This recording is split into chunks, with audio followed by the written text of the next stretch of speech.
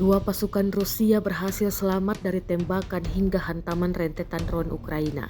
Rekamannya beredar di Telegram pada Selasa 27 Agustus 2024. Dalam keterangan unggahan disebutkan, para pejuang Rusia menunjukkan kegigihan dan keberanian yang luar biasa.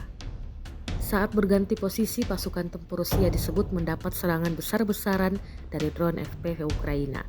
Namun, secara kompeten dan terampil, mereka tampak mampu menghindari semua serangan. Keduanya juga sempat mencoba menembak jatuh beberapa drone dengan senjata ringan. Pejuang kami muncul sebagai pemenang dari konfrontasi ini hanya menerima luka ringan, jelas militer Rusia.